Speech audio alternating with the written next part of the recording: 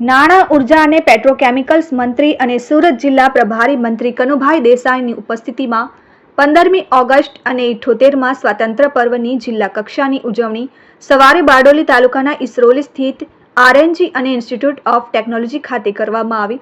પ્રભારી મંત્રીએ રાષ્ટ્રના આન બાન અને શાન સમા રાષ્ટ્રધ્વજને સલામી આપી પરેડ નિરીક્ષણ કર્યું હતું। જિલ્લા કક્ષાના રાષ્ટ્રીય પર્વની ઉજવણી જિલ્લા મથકે ન કરાતા વારાફરતી તાલુકા મથકોએ કરવાનો અભિગમ રાજ્ય સરકાર દ્વારા અપનાવવામાં આવ્યો છે, જે શૃંખલામાં વહીવટી તંત્ર દ્વારા સુરત જિલ્લા કક્ષાના સ્વાતંત્ર્ય પર્વની ઉજવણીનું આયોજન બારડોલી તાલુકામાં કરાયું। આ અવસરે મંત્રી કનુભાઈ દેસાઈએ પ્રજાજોગ સંબોધન કરી રાજ્ય સરકાર દ્વારા સુરત જિલ્લાના નાગરિકો સુખાકારી તેમજ જિલ્લાના વિકાસ માટે કરવામાં આવી રહેલી કામગીરીથી પ્રજાને વાકેફ કર્યા। આ ઉપરાંત તેઓ દ્વારા વિશિષ્ટ કામગીરી કરનાર તેમજ વિશિષ્ટ સિદ્ધિ હાંસલ કરનાર વ્યક્તિઓનું સન્માન પણ કરાયું।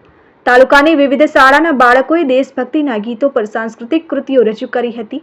મંત્રી કનુભાઈ દેસાઈએ સ્વાતંત્ર્ય પર્વ નિમિત્તે શુભેચ્છાઓ પણ પાઠવી હતી। સમગ્ર દેશ જ્યારે આજે સ્વાતંત્ર્ય પર્વની 78મી જયંતિ મનાવી રહ્યું છે ત્યારે આપણા દેશના યશસ્વી વડાપ્રધાને આ પર્વને એક દેશભક્તિ સાથે જોડીને હર ઘર તિરંગાની સાથે સાથે પર્યાવરણની રક્ષા માટે પણ એક પેડ માં કે નામ જેવા અનેક આયામો આપીને સમગ્ર નાગરિકોમાં એક નવી ચેતના જગાવી છે। ત્યારે આપણો દેશ 2014માં અર્થતંત્રની વ્યવસ્થામાં 11મા સ્થાને હતો અને મોદીજીના સમયમાં અત્યારે આપણે 5મા સ્થાને આવી ગયા છે। ઇંગ્લેન્ડ આપણા પર 150 વર્ષ રાજ કર્યું અને પછાડીને ઇંગ્લેન્ડ 6થા સ્થાને ગયું છે અને ભારત 5મા સ્થાને છે અને હવે નજીકના ભવિષ્યમાં આપણે 3જા સ્થાને જવા જઈ રહ્યા છે। ત્યારે દેશના આર્થિક વિકાસની સાથે સાથે આપણે વિદેશ નીતિ અને આપણા લોકોના જીવન ધોરણમાં પણ ઘણો સુધારો કર્યો છે।